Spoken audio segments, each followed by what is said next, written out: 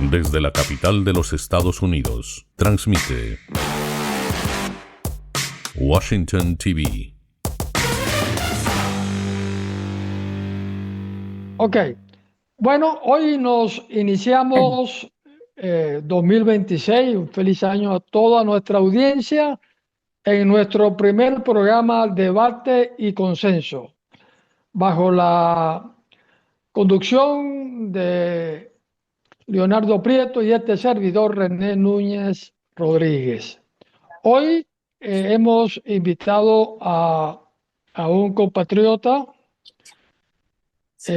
Julio César Labadí Ojeda. Él es profesional de la contaduría pública, especialista en materia de impuestos, graduado en la Universidad de Carabobo, profesor, máster en ciencia de los impuestos, con experiencia en trabajo en cerámicas de Carabobo, también en la siderúrgica de Civenza. Tiene su propia firma, Labadí, Ojeda y Asociados, a quien desde allí pues asesora en esta materia tan importante como es lo referente a impuestos. Y también fue presidente del Centro de Estudios Profesionales en Ciudad Guayana. Vamos a darte la bienvenida, licenciado Julio César Labadí, a Debate y Consenso. Buenas noches, muchas gracias por esta invitación, tanto tu persona como a Leonardo. Y para mí es grato debatir en estos momentos coyunturales que vive nuestra nación, mirar mucho más allá de los problemas, las potencialidades que tiene nuestro país para enrumbarse a un crecimiento sin detenimiento y donde perfectamente la calidad de vida, el bienestar, el porvenir y sobre todo las oportunidades vuelvan a renacer, así como, esa definición del renacimiento de educación artística que decía que es el renacer, despertar de la filosofía, la ciencia y la literatura dentro de la antigüedad greco-romana. Asimismo Venezuela. Venezuela va a renacer y va a resurgir e insertarse rápidamente en los mercados internacionales por dos factores fundamentales. Uno por nuestro Producto Interno Bruto y otro por la profesionalidad de sus ciudadanos. Julio César, fíjate bien que en materia fiscal hemos tenido de alguna manera una, yo diría una cultura que no terminamos de completarla, de cerrarla en toda su función integral de cumplimiento como disciplina en nuestro sistema, en Venezuela. Siempre en materia de a la hora de las declaraciones de impuestos, siempre ha estado presente esas ayudas especiales que distancian y que distorsionan el verdadero cumplimiento de quien debe declarar los impuestos como lo exige la ley y quien debe asumir el papel no solo de recibirlo, sino de tener claro que lo que se declare es lo correcto. ¿Qué opinas tú al Sí, respecto? mira, primero vamos a separar, primero que nada vamos a partir de un principio universal que reza que toda persona debe contribuir con el gasto público. Y cuando decimos que cada persona debe contribuir con el gasto público, es porque tú, inclusive pagando los servicios públicos, como son los servicios de aseo, electricidad, agua y esas cosas, estás pagando impuestos. Son obligaciones para fiscales. El grave problema que pasa en Venezuela y en países como Venezuela es que cuando el contribuyente ve que sus impuestos cancelados no son retribuidos en bienes y servicios, entonces hay como ese despego hacia el país de pagarle lo que corresponde porque justamente ven que el dinero se queda en corrupción, se desvía para otro tipo de gastos que no son realmente de los que están enmarcados para invertirlos. Ahora bien, fíjate por lo menos un caso particular. El sistema tributario venezolano se divide en dos fases. Uno, el que existía antes del CENIAT y el post CENIAT. ¿Cuándo nace el CENIAT? Nace el 1 de agosto del año 1994, bajo el gobierno del presidente Rafael Caldera. El primer superintendente elegido fue José Ignacio Moreno León, que al posterior fue rector de la Universidad Metropolitana. ¿Qué se incluyó allí? Crear un tributo, crear un impuesto que efectivamente satisfaciera la necesidad del país, que los estados recibieran parte de esos impuestos, y a partir de ahí se creó esa cultura tributaria. Es cuando nace el IVA, el impuesto al valor agregado. Sin embargo, en el octavo plan de la nación, o lo que se llamó el Gran Viraje, que fue el que condujo Carlos Andrés Pérez, periodo 8893, y que lo dirigió perfectamente Miguel Rodríguez, el que llevaron paquetico, que no es ningún paquetico porque es una de las eminencias más versátiles que ha tenido la economía latinoamericana. Contempló que poco a poco Venezuela podía irse despegando de esa Venezuela subsidiada a una Venezuela que perfectamente pudiera mantenerse por sí misma. Y cuando digo por sí misma, podemos colocar el caso de los Estados Unidos. Si tú te pones a ver, los Estados Unidos posee la novena reserva de petróleo del mundo, pero es el mayor productor de petróleo del mundo. Pero el mayor ingreso que este país posee es los impuestos. Los impuestos. Entonces, cuando tú revisas el sistema presupuestario de esta nación, tomándolo como ejemplo, el 80% lo retroalimenta que son los impuestos.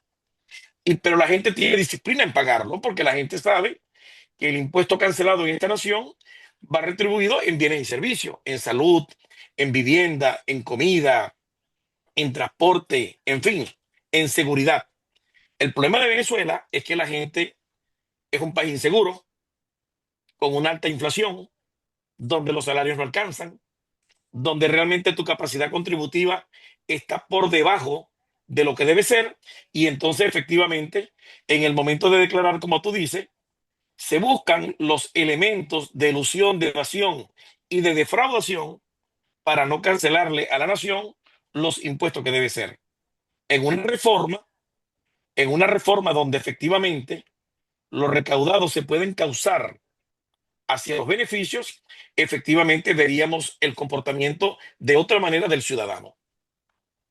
Bueno, fíjate que tan cierto tu análisis que tenemos también, venimos arrastrando esa estructura de Estado que subsidiaria y donde el Estado interviene como gran productor a nivel de todos los minerales. Tenemos la empresa petrolera, tenemos la empresa del aluminio, del hierro, del oro, de la siderúrgica, en manos del Estado. Imagínate, y ahí me gustaría ver tu visión, en ese futuro de la Venezuela donde el Estado se encargue de lo que tiene que encargarse y todo lo que tiene que ver con la economía y producción, que se encargue el sector privado. ¿Cuánto sería el incremento del ingreso por esa materia? Bueno, yo considero que superaría un 500-600%. Porque primero, fíjate bien, el premio Nobel de la Economía, Paul Samuelson, norteamericano, definió en una oportunidad algo que el mundo tomó como, como prácticamente como el equilibrio de la economía, lo que se llama la economía de mercado. La economía de mercado contempla de que el Estado no es administrador, el Estado es simplemente un facilitador de la inversión. Correcto. Veamos algunos números, fíjate. El Estado Bolívar, de donde yo soy, tiene 11 municipios, tiene 47 parroquias, tiene una extensión de 240.528 kilómetros cuadrados.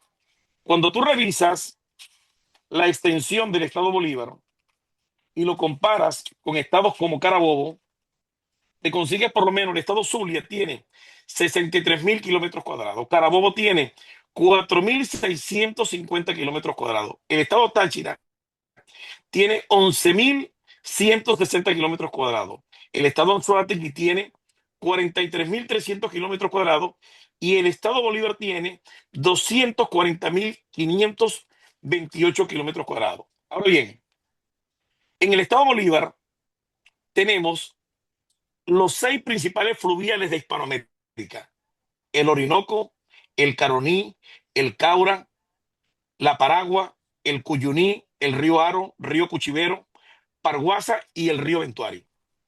Tenemos a su vez, de los minerales, los principales. Tenemos oro, diamante, hierro, bauxita, coltán, platino y uranio. Y tenemos tierra rara. Tenemos las empresas básicas como Sidor, Benalún, Ferrominera, Bauxilún, Alcasa, Edelca y Minerven. Es decir, un estado que, si tú lo ves dentro de la geografía mundial, pudiéramos decir que no hay estado en el mundo, no hay país en el mundo que tenga esos recursos que nos dio Dios.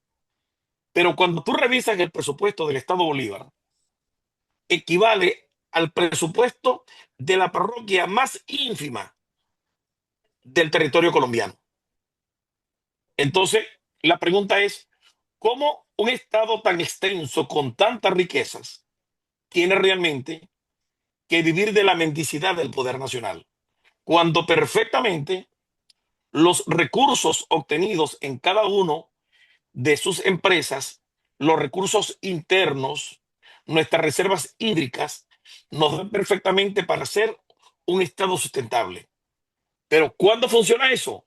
Eso funciona cuando existe la economía de mercado, cuando el Estado no es administrador de la empresa, sino más bien al contrario, el Estado es patrocinador de inversiones. ¿Cuál es el papel del Estado? La recaudación fiscal. ¿En cuánto se elevaría? Bueno, se elevaría en un 600-700%.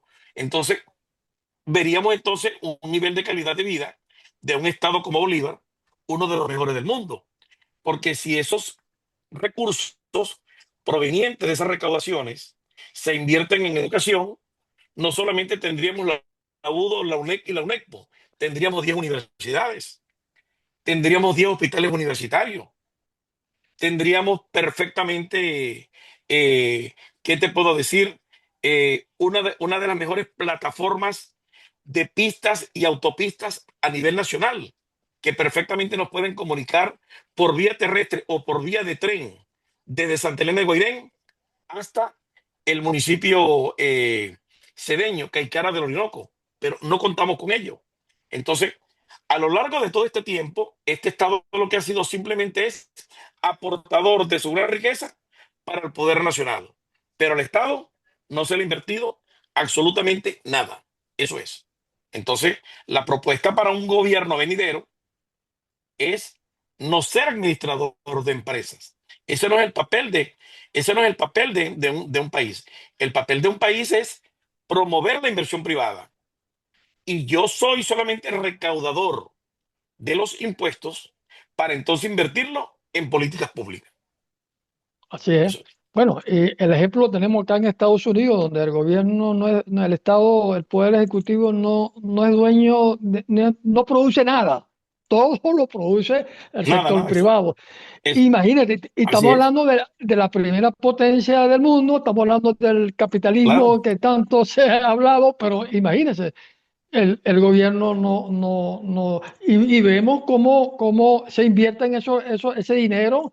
Es visual, cómo cada condado, cada estado lo refleja en construcción, avenida, ampliando, mantenimiento, bueno, en sus N servicios que presta. Además que tenemos que los estados también asumen la función de la infraestructura civil del Estado, ¿no? O sea, que tienen toda una autonomía e independencia, además, caramba, para ejecutar su proyecto de mantenimiento y todo lo que tenga que con ampliar y progresar la región. Y eso es muy bonito. Esa es Vamos a, una de las colo- cosas, dígalo. vamos a colocar un ejemplo para que tú veas para que tú veas lo que es la economía privada. En los mejores tiempos, en los mejores tiempos de producción de las empresas básicas, específicamente de Sidor, de Alcasa y de Benelux, todo el eje de Carabobo, todo el eje de Carabobo, desde Guacara, Ciudad Alianza hasta Valencia, era el emporio industrial de Venezuela. Correcto. El emporio industrial de Venezuela. Inclusive hay una organización que se llama FABIMPA, que significa Fábrica Venezolana de Autopartes Automotrices. Por cierto, el papá de María Corina fue presidente de allí. Ujú. FABIMPA, Fábrica Venezolana de Autopartes Automotrices, donde está Gabriel de Venezuela, los amortiguadores, ruedas de Venezuela, metalúrgica Carabobo, tornillos Carabobo, ejes de Venezuela, componentes venezolanos de dirección, Carvica, Esmi Broca, Cameron, pero aparte en Valencia está la Ford, el ensamblaje, la Chevrolet, la Toyota, la Chrysler. Imagínate tú que aguas abajo, en el estado Bolívar, con toda esa potencialidad de minerales, se montaron un promedio, vamos a suponer, de 5 empresas automovilísticas, de 6 empresas de repuesto, de 7 empresas de vagones. ¿En en qué se pudiera convertir el Estado Bolívar si aparte de eso tiene en el municipio Sifonte, donde queda específicamente Tumeremo, tiene salida al mar, eh, tiene salida al mar? ¿Ok? Que, que colinda, que colinda conjuntamente por allí con San Martín de Turumbán, que es lo que da, que es lo que da acceso a la Guayana Esequiba, a ese terreno en reclamación. Entonces, si mañana pasado se pudieran rumbar proyectos de esta magnitud, aprovechando la materia prima que está allí, que está el acero salido de Sidor, el aluminio salido de Alcázar y de Benalún, la electricidad que la provee Delca y las principales hidroeléctricas como la isla de Caruachi, la de Guri, la de Macagua y, y la última que hicieron. Si aunado a eso tenemos la expansión hídrica del Orinoco y el Caroní y con salida al mar en uno de los municipios intermedios, solamente imagínate en qué se convierte el Estado Bolívar. ¿En qué se convierte? En el Sí. principal productor y ensamblador de vehículos de toda Sudamérica. Si tenemos al lado la quinta potencia del mundo, que es Brasil, el Estado Bolívar triplicaría por números de habitantes y por expansión geográfica la producción que tiene Brasil. Y tenemos un mercado vecino, así como tenemos un mercado vecino como Colombia. Pero eso no ha ocurrido, pues. Y no ha ocurrido simplemente por, como decía un gobernador amigo, que es amigo de Leo y es mi amigo, porque solamente ha faltado voluntad política. Y a lo largo de todo este gobierno, lo que justamente han centrado un país que prácticamente ha quedado como en la política rural de la época de Gómez, de la época de Cipriano Castro. Esa es la Venezuela de hoy. Una Venezuela que se cerró al desarrollo porque simplemente no hay esa capacidad. No hay esa capacidad y ese es el país que nosotros queremos enrumbar. Ese es el Estado que nosotros queremos enrumbar, aprovechando todas esas potencialidades para que efectivamente poder convertir el Estado Bolívar, así como se convierte el Estado Carabobo, el Estado Zulia, Falcón y el Estado Anzoátegui con esta nueva apertura petrolera, pudieran convertirse perfectamente en los estados vitrina de Venezuela. ¿Quién no va a venir a invertir? Cualquiera persona del mundo va a invertir en Venezuela. Uno, por su ubicación geográfica. Y dos, porque no vamos a tener ese problema de la nieve, del invierno. No, no. O tenemos sol o tenemos lluvia, pero no tenemos ese problema. Y en Bolívar hay las dos Sí, cosas. así es. Ahora, fíjate bien, para entrar, Ahora, porque creo que allí, la Abadí, para darle ahorita el chance a que está por ahí el amigo Leonardo. Pero más allá de la conciencia política, creo que necesitamos un cambio de cultura que comienza por aceptar de que ya está bueno ese estado rentista, que es el que nos ha venido dirigiendo los destinos de la manera hasta ahora. Bueno, hemos sido demasiado ricos, tenemos todas todos los minerales que ningún país del mundo tiene estratégicamente lo que tenemos nosotros, pero nos ha faltado. ¿Qué nos ha faltado? La inteligencia de los que Intele- deben asumir esa responsabilidad para transformar esa riqueza natural en progreso y desarrollo, que es lo que la aspiración y responsabilidad de todo Estado. Así. Mira, fíjate, el planeta tiene cerca de 5.800 minerales. 5.800 minerales. Solo en el estado Bolívar hay como una tercera parte de esos minerales. Pero de todos esos 5.800 minerales, apartando el oro, el diamante, hay 7 que son esenciales para el crecimiento del mundo. El calcio, el fósforo, el magnesio, el sodio, el potasio, el cloro y el azufre. Los 7 están en el estado Bolívar. Estos 7 minerales son esenciales para el mundo, para el crecimiento del mundo. Entonces, ¿qué ocurre? Cuando revisamos el octavo plan de la nación que presentó Pérez, repito, periodo 8893, contemplaba eso, sacar a esa Venezuela rentista, a esa Venezuela subsidiada, a esa Venezuela que no le da valor a nada, para que la gente tuviese el concepto de contribuir con el gasto público. Ejemplo, en la diáspora salimos 9 millones de personas de Venezuela. Salieron cualquier cantidad de médicos, odontólogos, bioanalistas. Para que un médico se haga aquí en Estados Unidos, especialista en cardiología, en hemodinamia y cirujano cardiovascular, su familia debería tener nada más y nada menos que $1.500.000 para Sí, hacerse profesional completo. Bueno, correcto. en la Universidad Central, con menos de $100, hacen todo eso. ¿Y qué ocurre? Cuando se gradúan, se van de Venezuela. Entonces, eso no puede seguir siendo. Porque naciones como Colombia, como Brasil, por cierto, donde estudió Leo, Chile, el Uruguay, la Argentina, la educación no es gratis. La gente tiene un compromiso con el país. Claro. Yo te educo, yo te hago profesional, pero tú me cancelas, bien sea con trabajo o con una retribución monetaria, la educación que te invertí. Porque entonces el país no se puede seguir convirtiendo en que invierto en ti y tú no inviertes nada para conmigo. ¿Dónde entonces está esa corresponsabilidad solidaria? ¿Dónde está la corresponsabilidad solidaria del ciudadano con su país, del estudiante con su país, del contribuyente con su país, del empresario?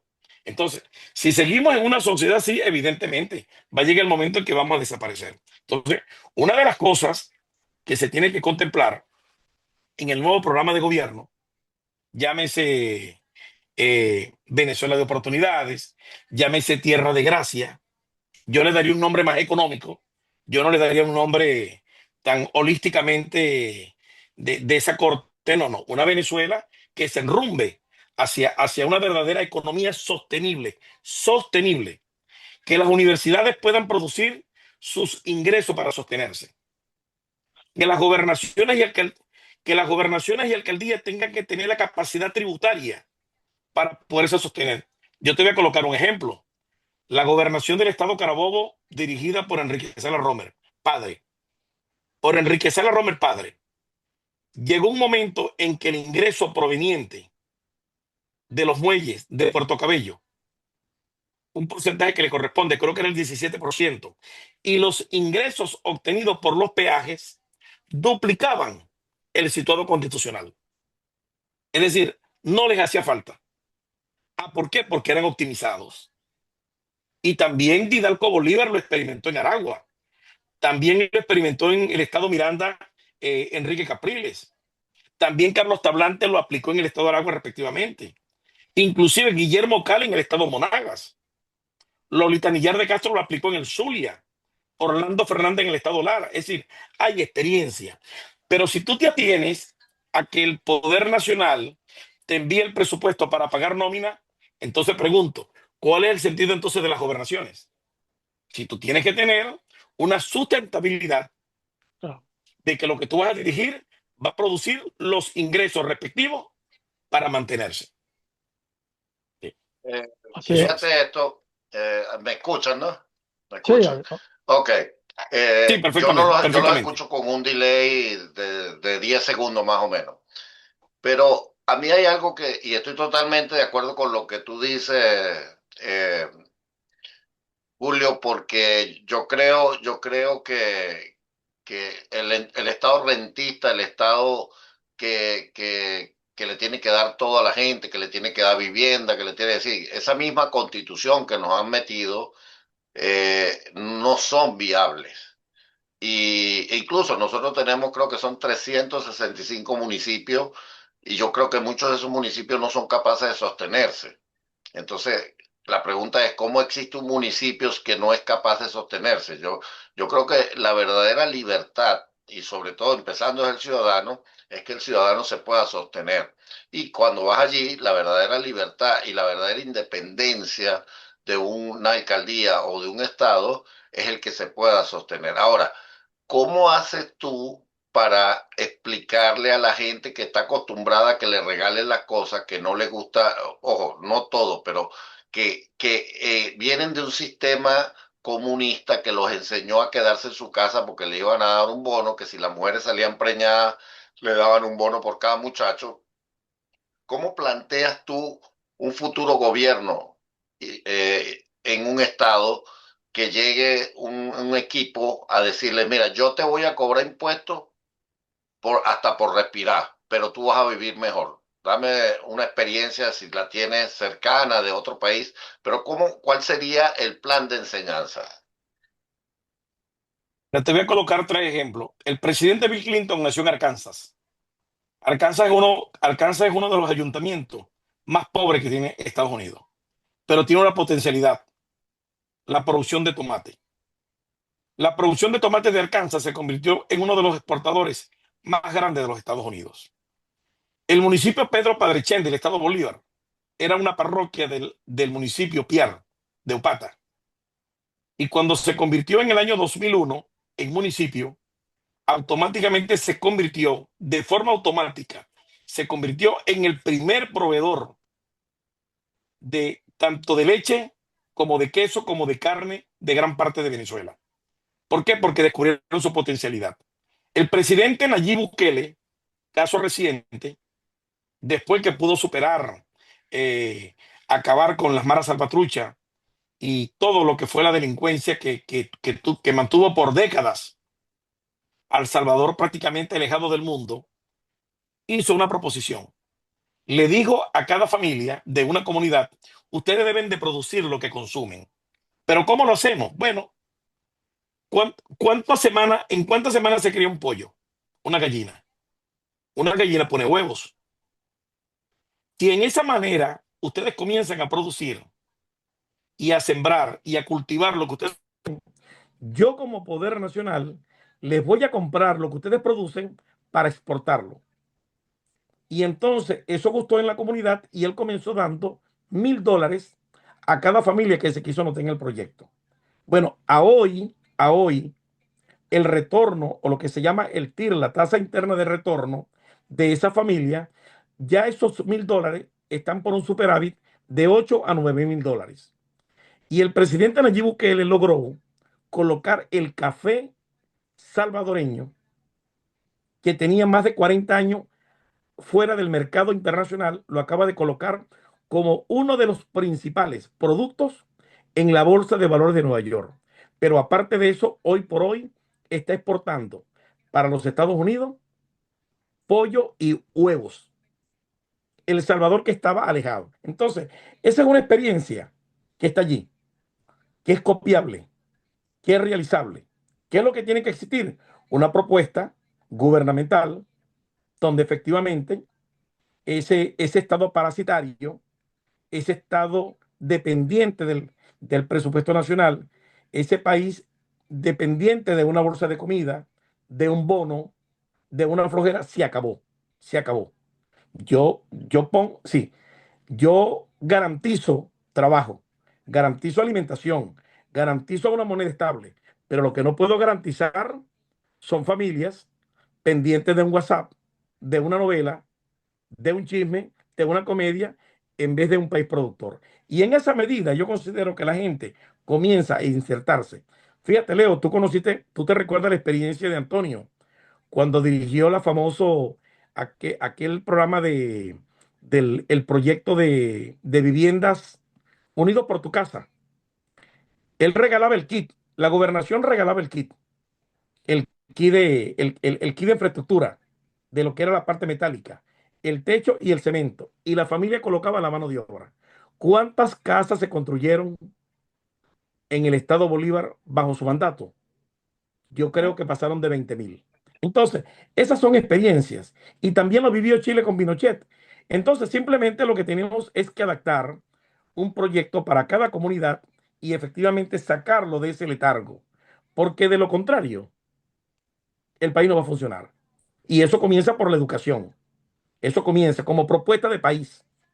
Nosotros arrancamos y te aseguro que en el mediano plazo eso da resultado. Eso da resultado.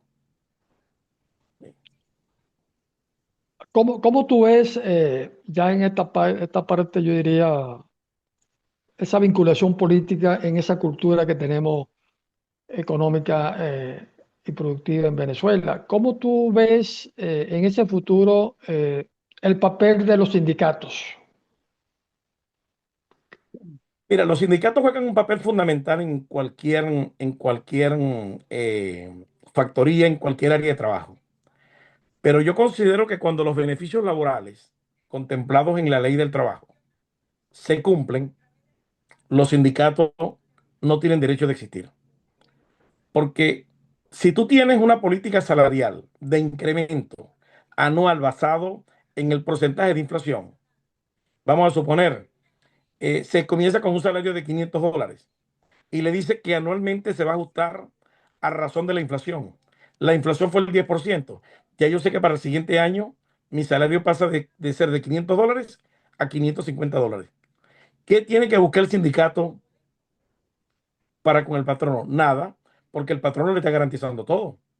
Si el patrono marcha, bien, el trabajador también. Entonces, considero que ese papel por lo menos como ha pasado en Venezuela, fíjate, en las hidroeléctricas, todo lo que le costó a Odebrecht con todo y su corrupción terminar las obras en Venezuela, prácticamente le costaron el doble, el triple, porque por cada 7 trabajadores había un delegado sindical. Entonces, ¿quién surge así? Entonces, a eso hay que colocarle un coto, pues. El sector sindical, ¿cómo no?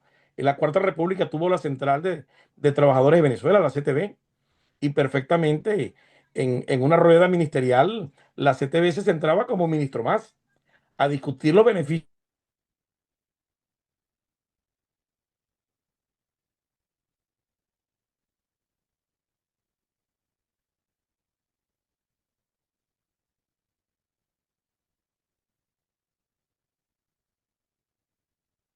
Se le congeló.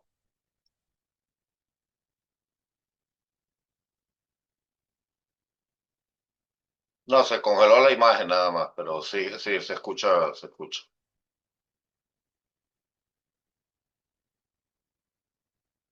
¿Tú escuchas, René?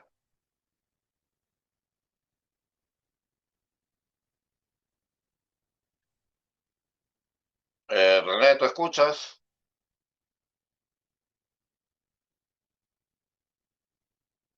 Bueno, señora, aquí estamos hablando con el señor Julio Davalí, quien es contador, especialista en tributos, tiene varios estudios, varias maestrías en lo que es el tributo.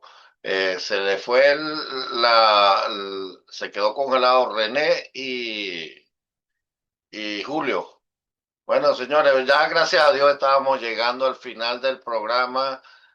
Julio dio una cátedra en lo que es la parte de recaudación de impuestos, el cambio de la mentalidad del ciudadano para poder mejorar, pues, y también una cátedra en lo que es la administración pública en cuanto que un estado, una alcaldía no debe depender solamente del situado constitucional y pues de verdad que muchísimas gracias por acompañarnos, señores.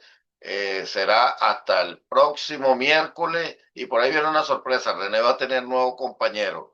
René va a tener un nuevo compañero porque yo tengo que dedicarme a algunas cosas y ya próximamente debate y consenso va a ser llevado, bueno, René es el productor y va a tener un nuevo compañero para yo poderme ocupar con las otras funciones que me tocan ahora. Este, De verdad que muchísimas gracias por acompañarnos aquí en Washington TV, desde Washington, D.C. Y pues vamos a volver a invitar a Julio, ya que se quedó congelado todo. Lo vamos a volver a invitar próximamente. Muchísimas gracias y hasta luego. Desde la capital de los Estados Unidos, transmite Washington TV.